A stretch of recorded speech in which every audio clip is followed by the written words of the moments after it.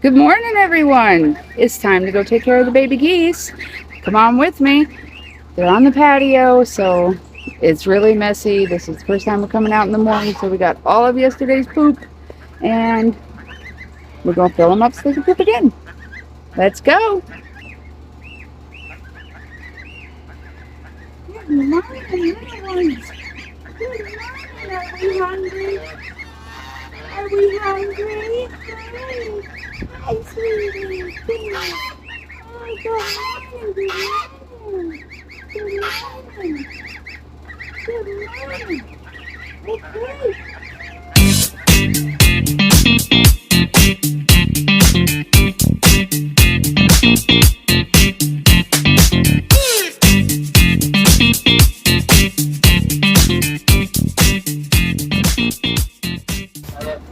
So as you can see, it is our patio, and most people are like, why would you keep them on the patio and not on the ground?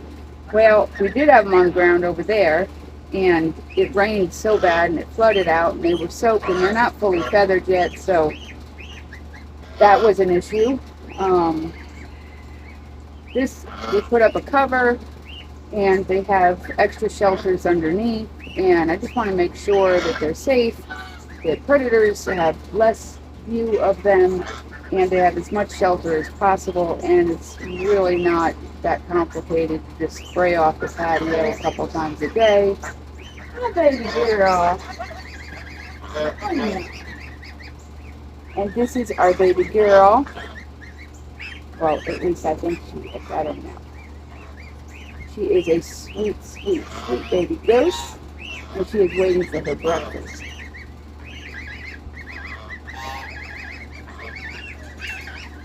And this is our other one. I know. These are Sebastopol geese. So we also have Africans. They're a little bit smaller, and we have them in that cage over there, which I'll show you as soon as I get to that part of the cleaning. But for now, we're going to finish up this area, get these guys fed, and move on to the little baby Africans. I know what you want to do is you gotta move.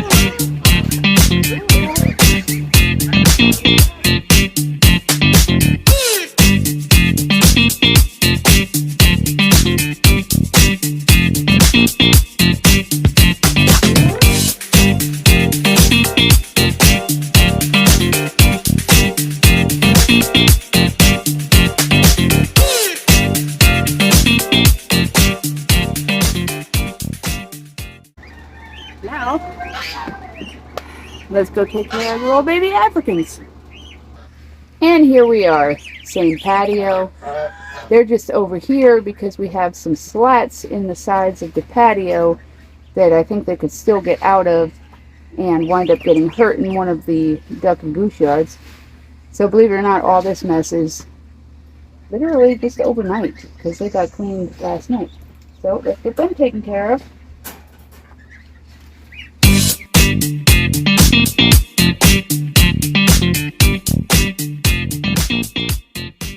Young, so they are still afraid of the hose.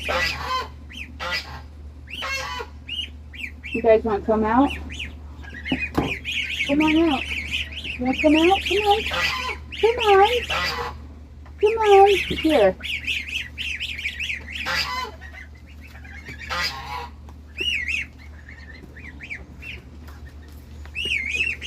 How about you guys come and eat? We'll give them some food, let them come out and eat. Oh my goodness. You just trip right over that. And then they don't have to be afraid of the hose.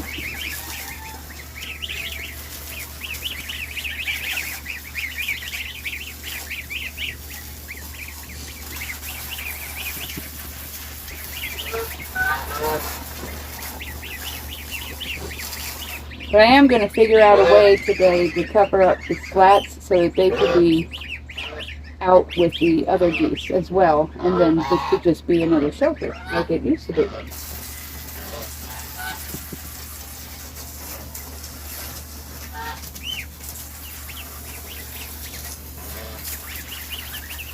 Or I should say I'm going to try to.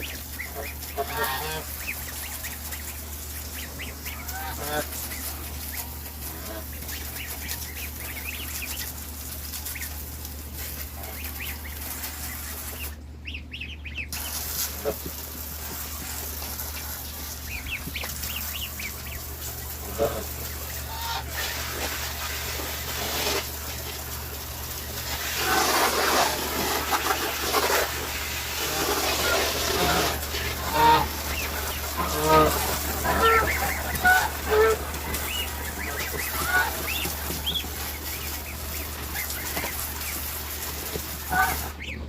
think I'll just leave them out while I try to figure out. I'll finish cleaning up and feeding everybody, and then I'll try to figure out a way to block off those little places that they can get out. Like this door behind me. Look, I'll show you. See that? That slat right there? They can get out of there, and then they'll be in there with the goat, which I don't want.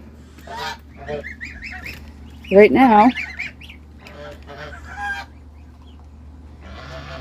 here they are, and we'll just leave them out for now. Hi, baby. Hello, baby. Find a place to set this.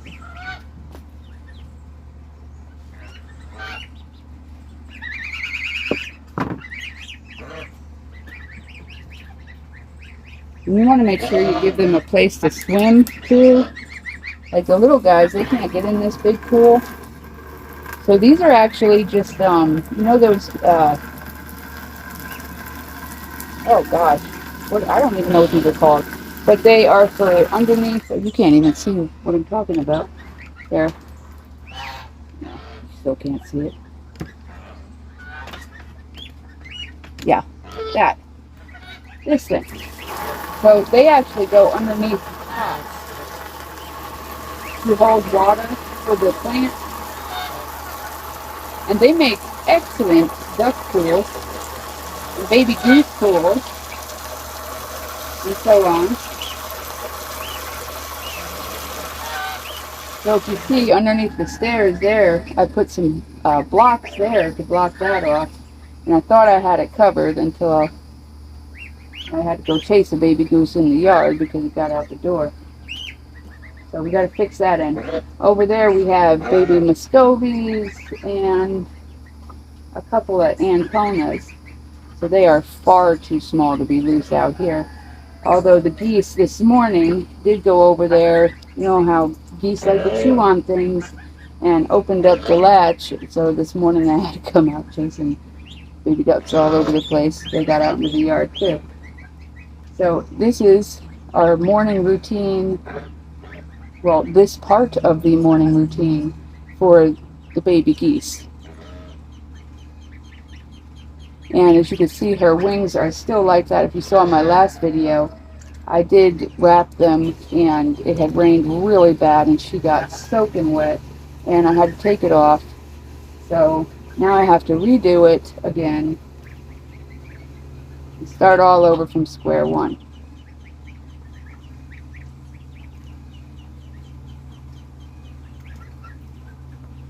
They look pretty happy. Alright guys, well, that is what I go through in the morning with the baby geese. I'm really not that concerned about the poop on the patio. You know, it washes right off. It's no big deal. Alright, did you buy some baby geese? They're amazing. Alright, till next time guys, be safe. So, now that we're sitting on the deck and the goose chores are done, well, at least the baby geese anyway. Alan's out taking care of the big geese. And anybody that's been here knows that that is quite a few geese. And we love our geese. We really do. And I know a lot of people have these goose horror stories where, you know, they've been chased down and, you know, goose attacking them. Sometimes they're wild geese, and you really can't compare the wild geese with the domestic geese because it's a totally different thing. You shouldn't be messing with around wild geese anyway. I wouldn't, because I don't want them coming after me. But anyway, so with domestic geese, I have found that, you know, over the few years that we've been raising them, If you get them when they are babies and you raise them and you have a lot of hands-on with them, um, you'll see that they act a lot different than if you just keep them in a brooder till they're old enough, kind of like you would do with chicks and stuff. Have them in a brooder, and they're old enough, just kind of set them in their yard, and they're really not going to be very friendly, and not want you to be very hands-on with them because, well, they're just not used to that. But now, if you love on them and you hold them and you teach them that you're mama or daddy, whatever you are, then they are going to look at you that way. And I'll show you in just a minute. I'll go get my little baby, which I love her to death. Which is one of the reasons why I keep them on the patio. I'm just so overprotective. I don't want anything to happen to my baby geese. So with geese, something that I recently found out that is the coolest thing, I don't know, maybe I'm the last one to know, maybe everybody else knows, but they are capable of unihemispheric sleep, which means half of their brain can shut down, so they can close down half of their brain and go to sleep, while the other half is still alert and still aware of what is going on around them. It's obviously a defense mechanism, but it is really cool. And I know I don't usually wear a hat, but I'm sweating, and it stops the sweat from going in my eyes. So there's that. So that is a really cool thing. So they have so many really awesome things about them. They're great protectors. We're getting to the point where our younger flock, the dewlap tolus, we're probably going to give them a big yard of their own, because they tend to like to challenge kids that are about the same height. Now, they're not that bad with adults. They don't really care about adults or anybody. Like, I would say maybe, that comes up like to your chest, that kids that high, they don't really mess with them. But little short kids like 2-year-olds, 3-year-olds, 4, even 5 and 6-year-olds, I guess they see them as, I don't know, equals, and I don't know what they're doing, but those are the only ones that they chase. So we don't want, eventually there's going to come a point where they got to be on their own, because we have a lot of kids that come and see the farm and want to see the animals, and I don't want any of those kids to have a goose horror story. So there's that. The geese, and I know I covered some of it, the reason I keep them on the patio down there is I try to put them on the ground, like to the side of the patio, and all the rain the other day that came off the roof flooded out the whole area, and they're not all feathered out, so they really got drenched, and they don't have those oils in their feathers yet to roll it all off. So it was a mess. I had all the geese. I think I took a picture and shared it on Facebook on our page. They were on the couch chilling out, watching TV with us, waiting for the storm to pass, and then I set them up on the patio. And the patio has a cover, and there's also 2 makeshift houses that I put in there for them, so that just in case the rain still came in from the cover on the patio, that they could go in there if they wanted to get away from it and still be dry. And it also helps keep their food dry, because chick starter, duck starter, whatever, that crumble food really is kind of gross when it gets wet. Anybody that has these animals knows that is, and if it sits, it even smells pretty bad too, and the flies will be awful. So as far as the geese out in the yard, most of them are pretty,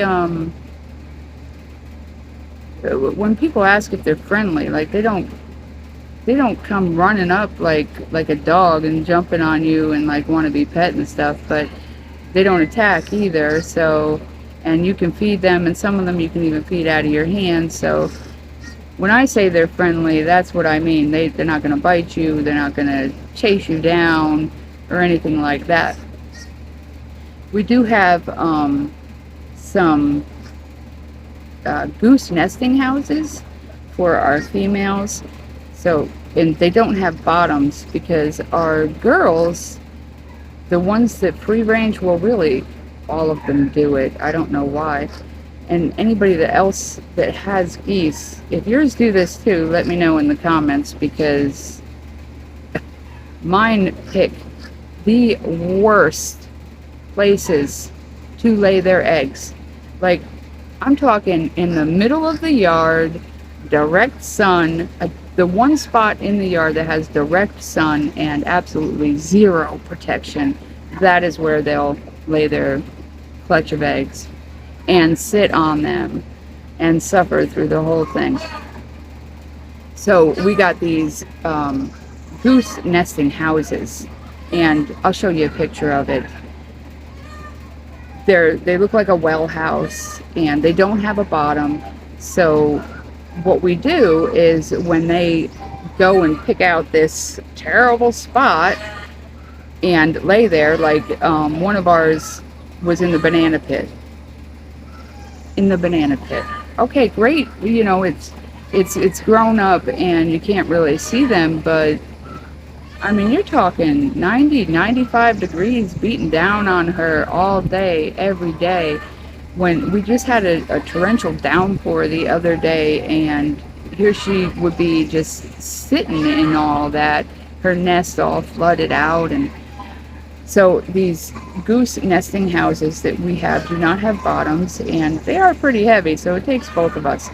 So we pick them up and we just set them over top, and it's great. They have the protection from the sun, they have the protection from the rain, the aerial predators can't really see them anymore, and they also kind of get a little bit more privacy from the other geese that are free ranging in the yard as well.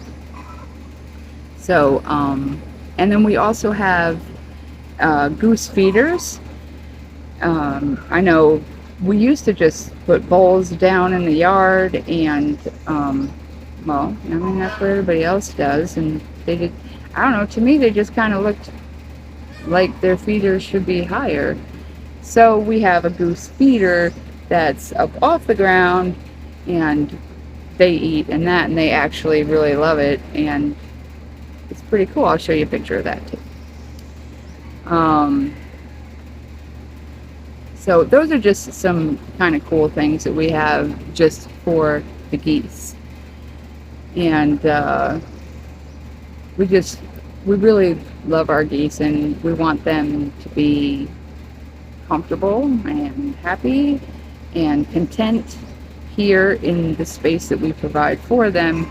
And as we think of things that, I don't know, a goose might like, we try to add it for them.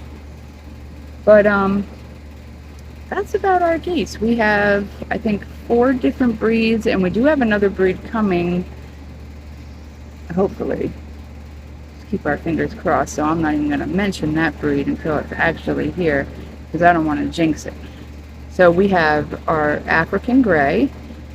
We have 2 pairs of those. We had more, but lessons learned: do not keep your geese in with your boy goats.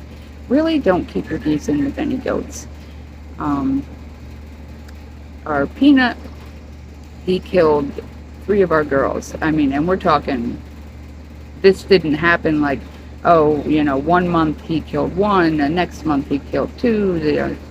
It was like, it was pretty quick. They had gotten into the yard over there, and he took them out. So don't keep your geese in with goats. So we have 2 pairs of the African gray, and as you saw from the video, we are growing up, well, 5 more. I have 1 more inside, but that one's only like about that tall. It's the last one that hatched. I want to wait till it gets a little bit bigger to put them out here with these guys. And then we have the brown toe-loose that everybody's used to seeing, the regular brown toe-loose. And then we have this amazing breed the dewlap tolus, they're more of a gray and they are monstrous. They are going on about 6 months old and they are huge. But they're also very friendly, so thank goodness, huh? And then we have the Sebastopol, which you saw the babies down there, and from our previous videos you may have seen the adults. They are beautiful. They are one of my favorite breeds. I love all my geese, of course, and all of them have they all have their own personalities. So those are our 4 breeds, and then we have the other one, and when and if they actually come, we'll show you those, because I'm really excited about those. So you'll have to stay tuned for that, because I'm not going to jinx it. So that's our geese, and that is the morning routine for the baby geese and cleaning up their area. I'll probably come back out late afternoon and spray down the patio again. And they always like dinner too, because they're greedy. They like to eat. They sure do like to eat. Well, that's it. I'm glad y'all stayed with me and listened to me jabber on about my geese. And I hope y'all can find your way to opening up your heart to some geese, because they really are pretty awesome. Till next time, be safe.